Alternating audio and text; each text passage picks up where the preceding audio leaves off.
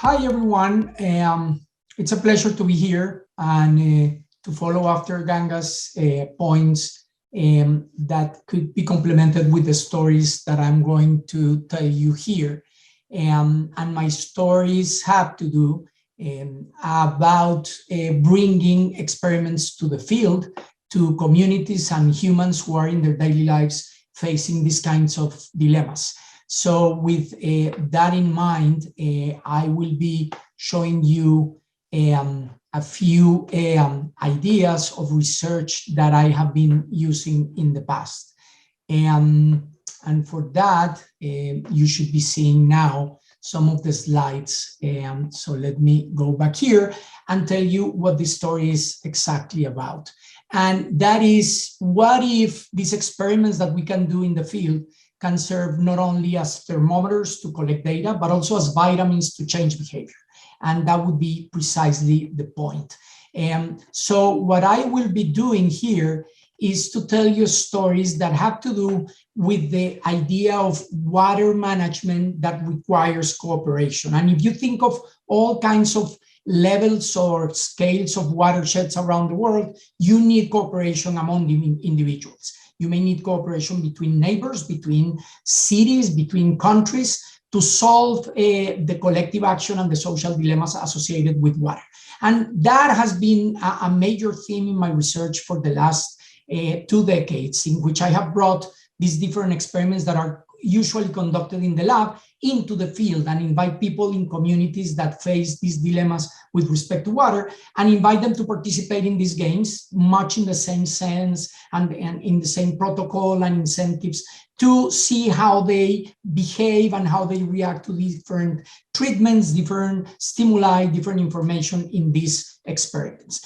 And one of those is a game that we designed with my colleagues Marco Jansen and Francois Bousquet back in 2013 that we call the irrigation game. And this is a game that is about cooperation, but with a particular feature that has to do with water. And that particular feature is the following. Imagine we have 5 players that are sharing a water system. So if you look in the picture, those 5 people there who are paying attention to the instructions of our experiment, they are going to be sharing a water system that we have framed in our game, and each of them is going to be handed 10 tokens that have an actual monetary and economic value, tokens that we are going to exchange for actual money. And they can either invest those tokens in a water fund or they can keep them. If they keep them, they get money from those. But if they invest the tokens in the water fund, they can get then extract water that is going to have an economic value to them also, payment to. The key here is that once we produce water with the contributions from those tokens, then the water is going to be distributed sequentially in order along the 5 players. And you will see that in a diagram in a second. But there are a couple key things here. Remember, the units or tokens that you keep, they become actual money. And the tokens that you invest in the water fund, they can become water that is going to become money for you. So you can earn money in this game out of keeping tokens and not investing in the water fund, or investing in the water fund and expecting to get water, and that water will produce benefits to you.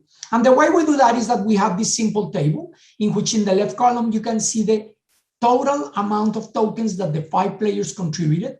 So if you remember, each player has 10 tokens, so we can have from 0 to 50 tokens invested in the water fund. And then in the second column, the amount of water that is produced. The more water in the water fund, the more water is produced for everyone. And here's the trick. The trick is that we allocate these 5 players in an irrigation system from player A, B, C, D, E in a sequential way. And once we realize how many tokens were contributed to the group, and then how much water was produced, let's say 23 tokens were contributed by the 5 players. That means that 50 units of water were produced. We bring that money, that water, to player A, and we say, okay, here are 50 units of water. How much do you want for yourself? And how much do you want to leave for the others downstream? And then once player A does that, we go to player B and we tell player B, okay, this is the amount of water that was left by player A. How much water do you want from that? and how much do you want to leave for the others. And then we continue sequentially going step by step all the way to player E. In this game, here's a key important element.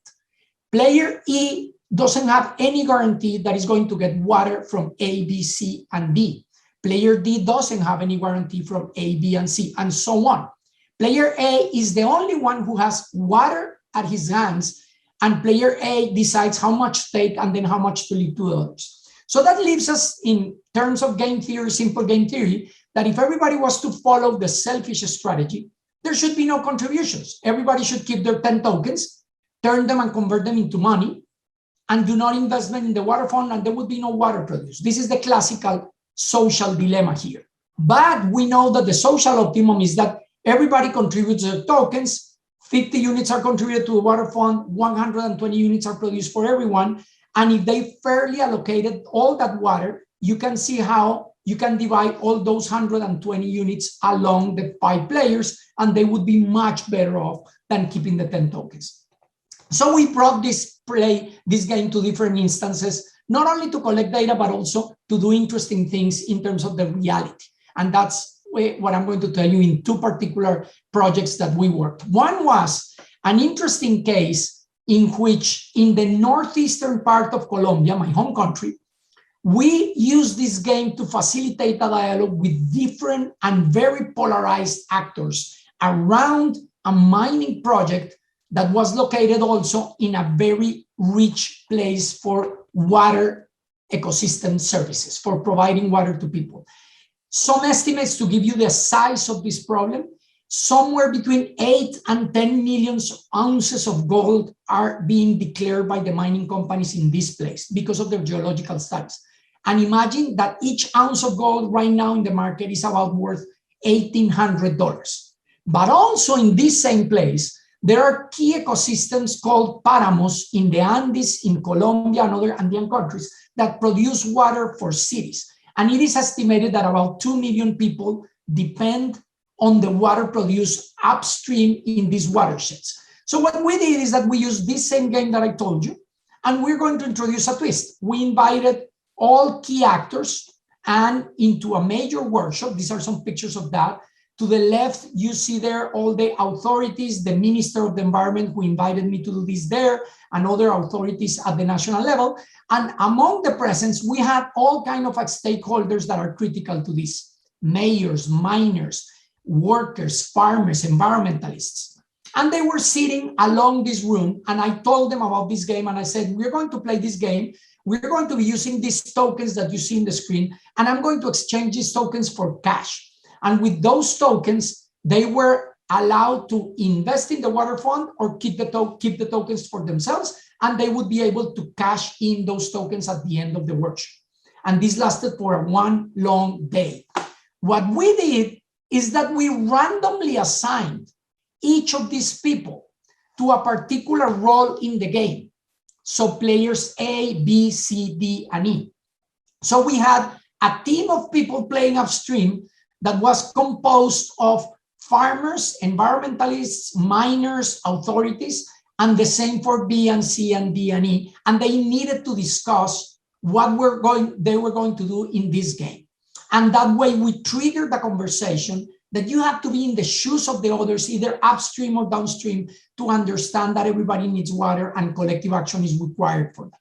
The other story that I wanted to tell you is an intervention that we did recently in 3 rural water systems in north of Bogota, the capital city in Colombia. And what we did there is that we recruited about 300 households in these 3 rural aqueducts, and we invited them to participate in this very same game throughout 2 major rounds within 4 months apart.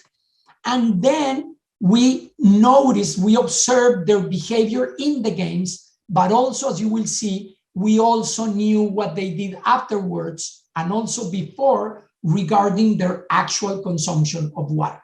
So this is what we did. We brought this game again, 5 players, and we invited them to play this game for 15 rounds in blocks of 5 rounds. The first block, fixed position A, B, C, and D, and they repeated that transactions during the 5 rounds of investing tokens and then waiting for their turn to extract water.